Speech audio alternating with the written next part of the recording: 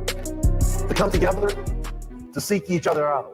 From the smallest community to the largest city, Americans gathered in stadiums across the country as football galvanized us, reassured us that we stood together as a nation. Football is America. It brings together Americans from all walks of life, political beliefs, races, and professions. For a few hours, Americans are one. It's a phenomenon that happens in every community at any given football game. I know football helped heal our nation and brought us joy during trying times. Football is America. Football exemplifies the flame of tenacity that burns inside of all of us. Football reminds us of the character, the leadership, the perseverance, and ideals that we value. Ideals that we all value. Football is America. As we face the anniversary of 9/11, football reminds us of the sacrifices made by our firefighters, police, and military who protect and serve each of us. Football is America. Football inspires the very things we would like to see in ourselves as we experience life and pursue happiness and success. Football is America. We get knocked down, we get back up. We strive to do better today than we did yesterday. Football is America. As a player, when I remember 9/11, I see the faces of Americans who needed something to hold on to, something that was familiar, that inspired the excellence of our nation. For me, and I know for many others, we found it in the values of football. Football is America. 9/11 impacted every American. It did not discriminate. Today in stadiums across the country, we see 80,000 fans standing and saluting our flag. Honoring our first responders, respecting our frontline public servants. Football is America. Football proves that diverse people can use their individual talents towards a common goal. It is a model of diversity and inclusion, working together for a greater cause. Football is America. It makes America great. It harnesses the best in us. Respect, resilience, trust, loyalty, and courage.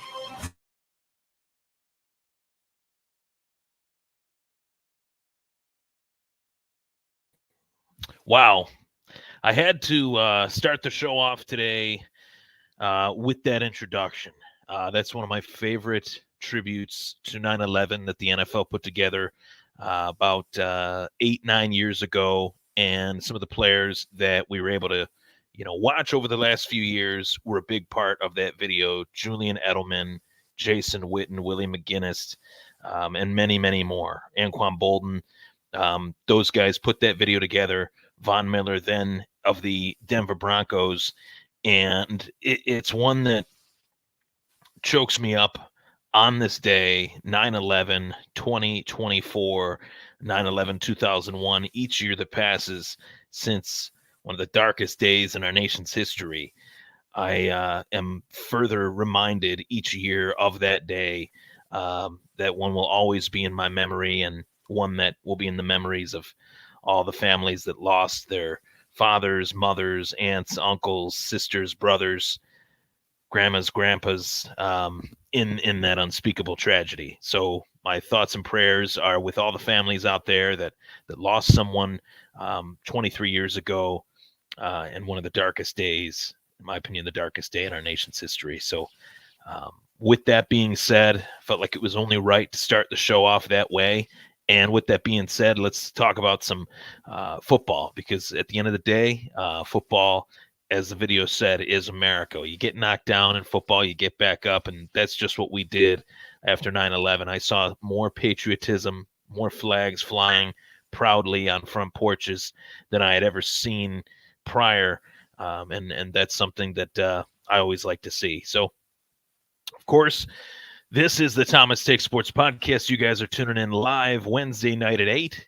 Thank you so much for tuning in. Of course, you guys can fire away your comments in the comment section below as I give you an all-out preview and prediction for the Buffalo Bills, Miami Dolphins upcoming battle. And, of course, I already kind of gave a little bit of a preview and prediction, but in all honesty, I don't feel like it was my best. I feel like I could have done a little bit more. I could have done a little bit better, which is why I wanted to bring you another edition of a preview tonight. And to put it mildly, this is as massive a game as humanly possible in week 2. Look at any game in week 2. The NFL loves to put together a hell of a schedule each and every season. But this game is the biggest game on the NFL schedule.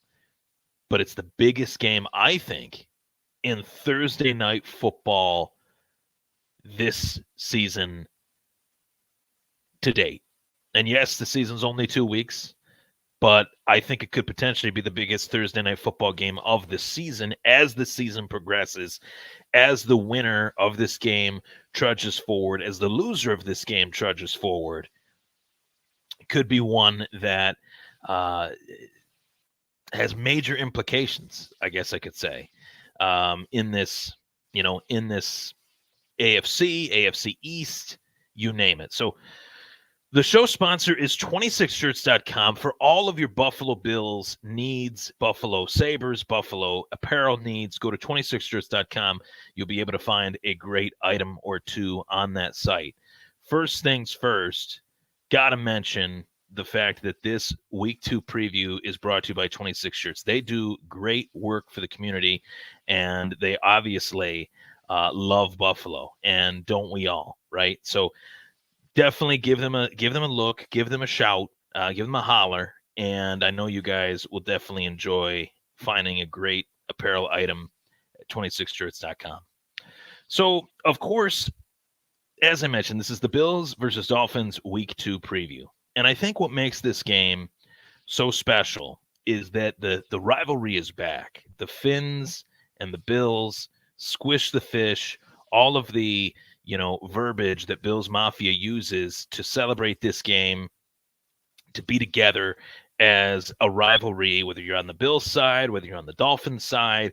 It's a rivalry that I think really has needed a lot of juice, that has lacked a lot of juice over a long period of time, that is now getting the juice that it deserves, or the gas, as the kids say, that it deserves, with Josh Allen, with Tua, with Tyreek. And man, I'll talk about him a little bit in the situation that transpired prior to last week's contest between the Dolphins and the Jacksonville Jaguars. But this season has been a very interesting one thus far for both of these teams. They're both coming off of very close wins at home. The Dolphins came away from a 20-17 victory with the Jacksonville Jaguars, winning that game in the final second of regulation with a great kick by Jason Sanders straight through the uprights. And good, Miami wins. They do not have to go to overtime with Jacksonville. And then Buffalo had this, little bit of give and take game with the Arizona Cardinals. They were able to come away with a win 34-28 after being down 17-10 at the half. So there was a lot to really like about Buffalo's performance in the second half. There's a lot to really like about Miami's bounce back effort. Tipping my cap to them. The takeaway, Travis Etienne's fumble, was really what essentially helped Miami get to the level that they were able to in achieving a win this past Sunday. So both teams on short rest.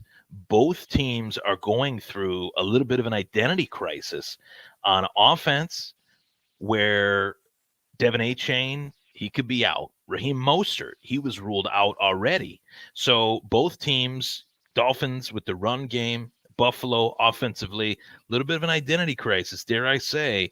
Buffalo had to really utilize James Cook last week, I think far more than they ever had before, and it worked. It allowed them to get back in the game. It allowed them to get the hard-earned yards that they really needed, and it allowed Arizona a lack of an opportunity to really work within the clock and make something out of their offensive drives late in the game. So I think the run game for both teams is extremely important in these two offenses, far more than what is talked about. It's talked about as Tua, Tyreek, Waddle. It's talked about as Josh Allen.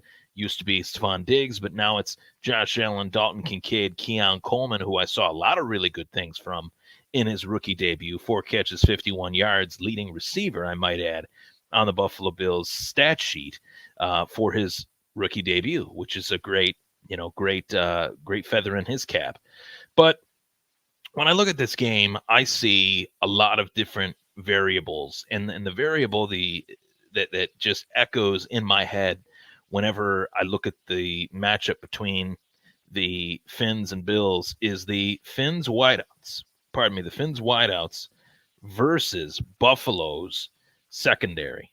So I used to be able to say that it is Tyreek Hill, Jalen Waddle versus Trey White, Jordan Poyer, Micah Hyde.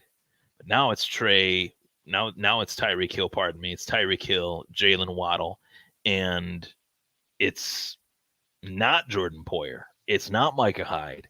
It's DeMar Hamlin. It's Taylor Rapp. Could potentially be Cole Bishop.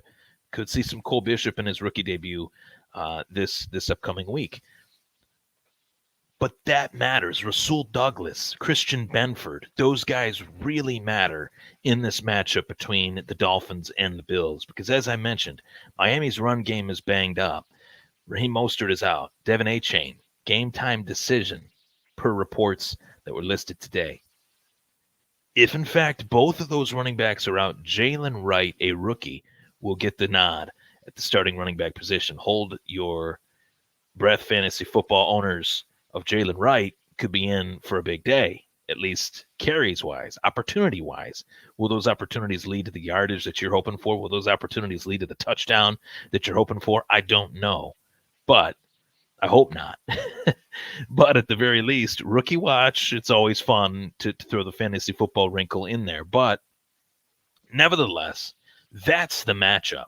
Miami's wide receivers versus Buffalo's secondary. And realistically, Miami's got two of the very best, I think, as far as a 1-2 punch that the league has to offer. And realistically, we talk about, all the different players in this league. Tyreek Hill, where does he stack among the rest of them in terms of pure talent? He's right at the tip top. But when you talk about off the field stuff, that's when you have a lot to talk about too, because last week was interesting. The saga really does continue with Tyreek Hill because he's as talented a player as any, but he always seems to find himself in these peculiar situations. This time, though, a direct situation with law enforcement that saw a video posted, body cam footage that I will be the first to admit. I found it disturbing on a lot of levels, on both levels. I found it very disturbing. Now, I'm not trying to get political within this show, and that's not what I do, but it did impact the game last week that Tyreek Hill had, because the day started that way and it ended another way. And the way it ended was Tyreek Hill having a Tyreek Hill day. So what I mean by the saga continuing, I mean Tyreek Hill finds himself in these situations now and then, and yet he's still elite. He's still productive. He still finds a way to, I guess, put the shades on and just do his thing. And that's why I did that, because Tyreek Hill is one of the most, I would say, dynamic, cool, calm, and collected players out on the field that the NFL has to offer. Now, I can say all that, but I can also say that I hope that the Buffalo Bills do everything they can in shutting him down. Shutting down Tyreek Hill is the key, I think, to victory, the single key to victory for the Buffalo Bills. Now, Tua, what makes Tua a dangerous quarterback is the fact that Tua drops back and he gets rid of the ball extremely quick. He'll drop back, 3-step drop, boom, it's out of his hand. Left hand in this case. He's throwing left. So he'll get rid of that ball really quick. And when he does that, he's got the ability to do that because in those short little windows, Tyreek Hill can find a way to get open with that little short circuit speed that he's got in really short distances within 5 yards. He can find a way. Now, Jalen Waddle in his own right, he had a concussion last week. He was ruled out. He didn't finish the game last week. But even in that little, microcosm of a game, the Finns wide receivers were productive, but they couldn't get in the end zone. And if they couldn't get in the end zone against Jacksonville's defense, which is not that great, I have a hard time believing that they can get in the end zone via the air often or as often as they did against Jacksonville against Buffalo. As crazy as it sounds, the one thing that we have to talk about with these two teams is that they are experienced playing against one another. They're two teams that understand how to play against one another. So with that being said, to give you guys the score prediction, I do think that this is going to be a close game, but I do have the Buffalo Bills winning it. I'm going to go 28-20 Bills. Miami scores as many points as they did against Jacksonville. They won 20-17. Buffalo scores 28. I think there will be wrinkles in Miami's defense with their new defensive coordinator. Vic Fangio was there last year. I always thought he was extremely overrated. Vic Fangio's gone. Coach Weaver is in. And I think that there could be some wrinkles to this game that we have not seen from Miami in quite some time. And that could be in personnel packages, that could be in quarterback spy, blitzes, things like that. And I also think that the young talent that Buffalo does have, Kincaid, Coleman, Keon Coleman's going to be lining up against Jalen Ramsey. And Stephon Diggs used to take Jalen Ramsey to school. Stephon Diggs is playing for the Houston Texans now. Keon Coleman is going to a new school playing against Jalen Ramsey. I think Jalen Ramsey is not what he was 2-3 years ago, but I do think he's a pretty good corner. Might be a little bit tough for Keon Coleman early on in this game, as well as the Buffalo Bills offense, to really be able to get open on their wide receiver routes as well as their tight end routes as they run those two tight end sets. That is a key as well. Buffalo running Knox as well as Kincaid and allowing Josh Allen to just drop back, find the open guy in short down and distance rather than Allen running around like a chicken with his head cut off like he did last week. We don't want to see that too much because it led to Allen getting hurt, and that's a double-edged sword with Josh Allen. But I got the Bills going 2-0 against the Miami Dolphins this week, moving to 2-0 with a victory over Arizona, a victory over Miami this Thursday. Makes for a great long week of rest leading into week 3. Of course, I'm Ryan Thomas. That was the Thomas Take. Bills winning 28-20. And once again, never forget September 11th, 2001.